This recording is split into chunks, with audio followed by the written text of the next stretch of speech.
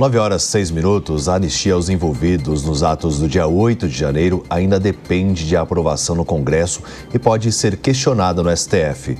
Por isso a gente vai conversar agora com o Gustavo Sampaio, ele que é professor de Direito Constitucional da Universidade Federal Fluminense, porque tem muitas questões que precisam ser observadas, a quantidade de assinaturas já foi suficiente para que o projeto seja discutido em formato de urgência, mas muitas narrativas também em torno desse tema. Por isso, eu gostaria de destacar quais são as principais na concepção do senhor. Muito bom dia. Bom dia a você também, bom dia a todas e a todos. Me parece que esse diálogo entre os poderes, esse diálogo institucional entre poder legislativo e poder judiciário vai levar à aprovação do projeto de lei que tende a conceder a anistia e, naturalmente, que isso se avoluma dentro do Congresso Nacional na medida em que avançam os trâmites do processo penal, que foi instaurado no Supremo Tribunal Federal recentemente com o recebimento da denúncia oferecido pelo Procurador-Geral da República e que agora, somando o conjunto das denúncias oferecidas desde 2022, 2023, abrange desde aqueles que invadiram a Praça dos Três Poderes e barbaramente depredaram os palácios dos três poderes constituídos da República, até as mais altas autoridades do governo anterior. Então, me parece inexorável que esse projeto de lei de anistia deva, pelo menos, ter um trâmite acelerado, em regime de urgência, e ser aprovado pelo Congresso Nacional, mas mais à frente nós vamos saber qual será o destino dessa manifestação do Poder Legislativo no controle de constitucionalidade pelo Supremo Tribunal Federal. É isso que se espera. E, professor, quais são os critérios jurídicos e constitucionais também que devem ser observados para que uma anistia seja considerada legítima? A anistia é uma escolha do legislador, ela não é uma escolha do Poder Judiciário. A Constituição da República confere ao Congresso Nacional do Brasil a autoridade para, em determinados casos, conceder esse benefício, esse perdão do legislador a cometedores de crimes. O problema é que isso passa por critérios constitucionais. Então, ao mesmo tempo que a aprovação da anistia depende da aprovação de um projeto de lei, na forma do que dispõe a Constituição do Brasil e o próprio regimento interno do Poder Legislativo, por outro lado, existem limites constitucionais para a concessão dessa anistia. Nem todo crime pode ser anistiado, mas no que está em tela, no que está em foco aqui na análise do que hoje tramita no Poder Legislativo da União, basta que haja a proposição que ela tenha aprovação pela maioria dos integrantes da Câmara dos Deputados e a maioria dos integrantes do Senado Federal, e depois, se aprovado o projeto, ele fica dependente, como qualquer projeto de lei, da sanção do presidente da República. Se o presidente veta, o Congresso tem autoridade para derrubar o veto em sessão unicameral, em escrutínio secreto, e isso pode ser feito pelo Congresso Nacional Brasileiro para converter o projeto de lei de anistia em lei. E aí nós teremos aperfeiçoada a manifestação legislativa para anistiar todos esses criminosos, segundo as acusações do Procurador-Geral da República, que teriam praticado ou terão praticado crime no final de 2022 até 2023, crimes contra o Estado Democrático de Direito, que são aqueles crimes previstos na Lei 14.197 de 2021, que instituiu um novo título no Código Penal brasileiro e que prevê os crimes de abolição violenta do Estado Democrático de Direito e de tentativa de golpe de Estado. São exatamente os dois principais crimes envolvidos nessa denúncia oferecida pelo Procurador-Geral da República. Muito bom dia, professor. Um prazer ouvi-lo mais uma vez. Eu me pergunto aqui uma outra coisa. na hipótese de não passar esse projeto de anistia, essas pessoas que foram julgadas e que serão julgadas pelo Supremo não teriam direito a um recurso em instância superior? Afinal, acordos internacionais, a Constituição e o próprio Código Penal brasileiro dizem que qualquer condenado tem direito a recorrer em uma instância superior. E aí eu não consigo entender como as pessoas são julgadas em primeira instância, na última instância do nosso judiciário. Na verdade, se me permite fazer um comentário, bom dia a você também, bom dia a Elisângela, acabei deixando de cumprimentá-la. Em verdade, não estão sendo julgados em primeira instância no Supremo Tribunal, estão sendo julgados em única instância, como diz a legislação. E esse é um ponto que você toca, que é muito polêmico, porque se por um lado o princípio que nós chamamos, eu vou usá-lo aqui na sua acepção técnica, se me permite, o princípio do duplo grau de jurisdição, que é esse princípio que permite que uma pessoa condenada sempre apele a uma instância superior pedindo a revisão do julgamento, esse princípio é um princípio implícito na Constituição brasileira de 88 e é também um princípio expressamente previsto na Convenção Interamericana de Direitos Humanos, da qual o Brasil faz parte, aquela que institui o chamado Pacto de São José da Costa Rica, que também prevê o direito ao duplo grau de jurisdição. Mas a jurisprudência do Supremo Tribunal Federal brasileiro já entendeu, já fixou, que esse princípio do duplo grau de jurisdição, ele pode sofrer exceções em casos expressamente previstos na Constituição da República, como, por exemplo, os casos em que, pela razão do foro especial por prerrogativa de função, uma determinada autoridade é julgada diretamente num tribunal. Vou te dar um exemplo. Um deputado federal, ele é julgado no Supremo Tribunal Federal quando acusado de crime, segundo o artigo 102, inciso 1º, a linha B da Constituição da República. Pois bem, se um deputado é acusado perante o Supremo Tribunal Federal, ele é julgado em instância única e, se for condenado, ele não tem direito ao duplo grau de jurisdição, conforme entende a própria jurisprudência do Supremo Tribunal Federal. Mas o que te incomoda, e é o que incomoda muitos especialistas e analistas do tema, é outro ponto.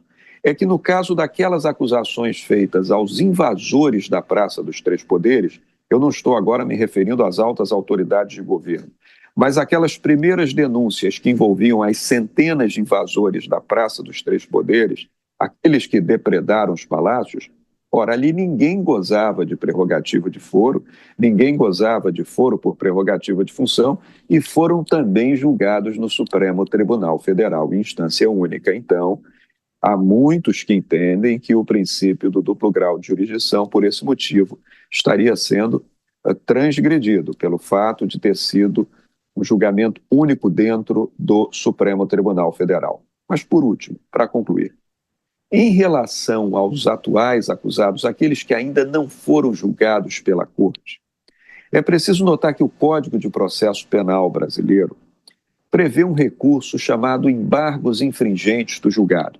Esses embargos infringentes, eles podem ser manejados pela defesa em casos excepcionais, se a condenação não se der por unanimidade dos votos e se houver aquilo que se chama de dissidência qualificada. Dissidência qualificada significa que não basta ter um voto discordante do voto das maiorias ou da maioria que houver condenado.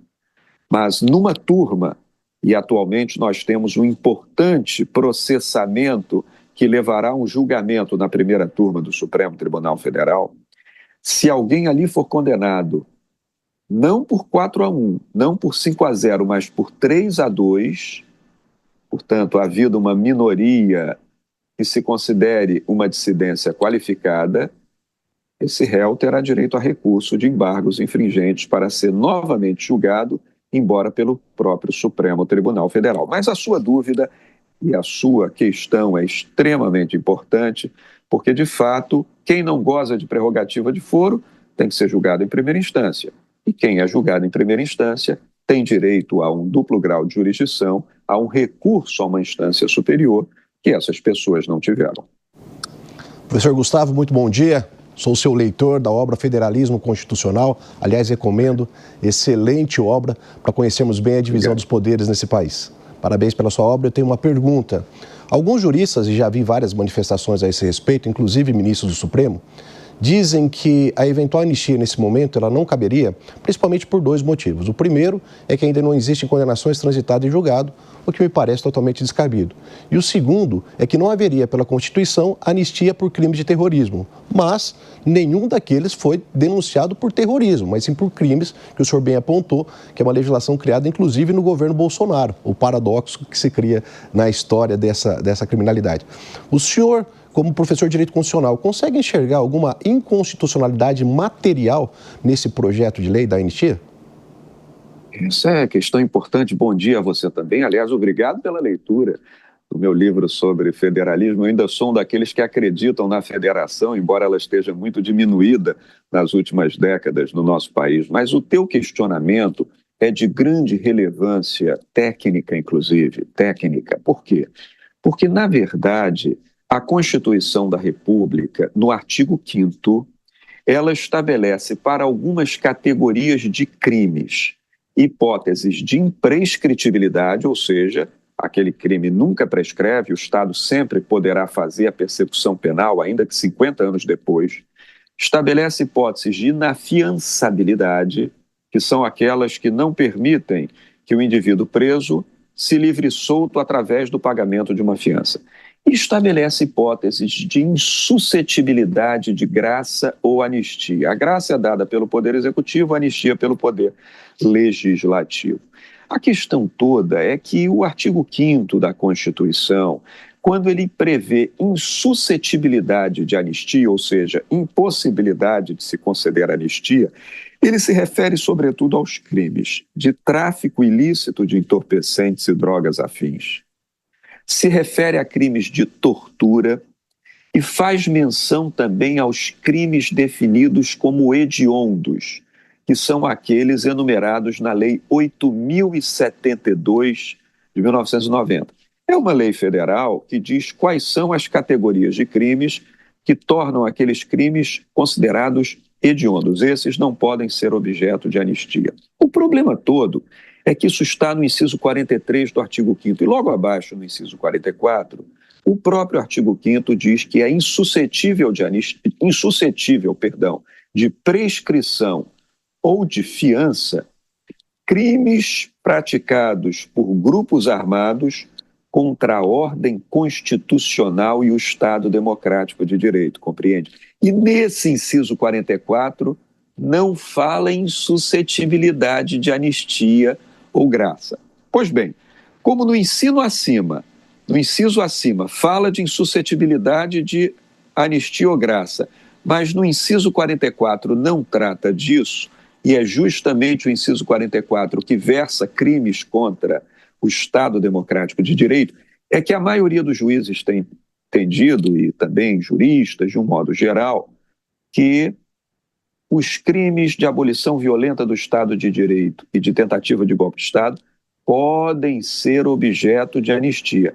Mas uma parte dos juristas, e é uma parte expressiva também, tem compreendido que, como fundamento de validade da concessão da anistia, é o Congresso Nacional constituído e eleito, constituído pelo povo e eleito pelo povo, que então é uma limitação implícita ao poder legislativo que ele conceda uma anistia quando, em verdade, ele é o poder legislativo eleito pelo povo, não podendo conceder o perdão àqueles que investiram contra o próprio poder legislativo, querendo fechá-lo através de um golpe de Estado.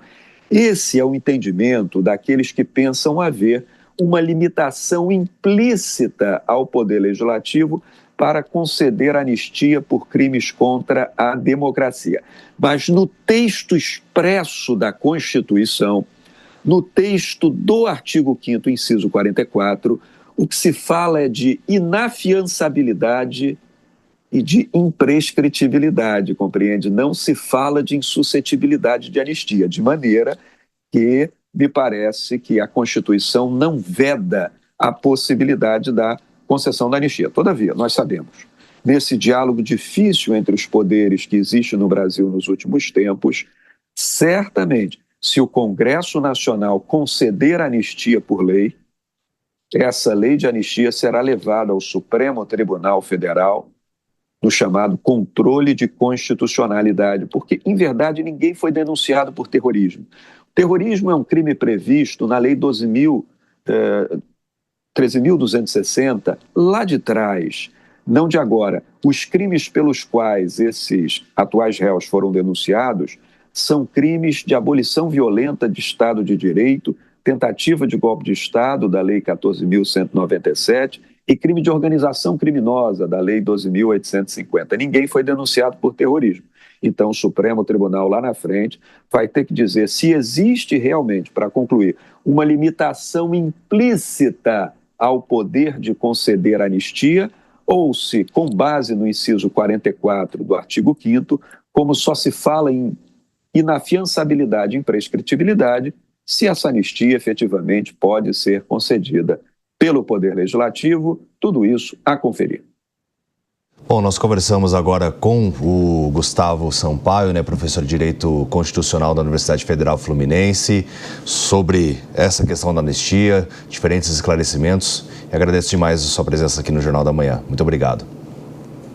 Eu que agradeço. Bom dia a vocês. Vamos acompanhando atentamente a evolução desses fatos, que certamente haverá muito a falar aí. Bom jornal para todos, bom trabalho.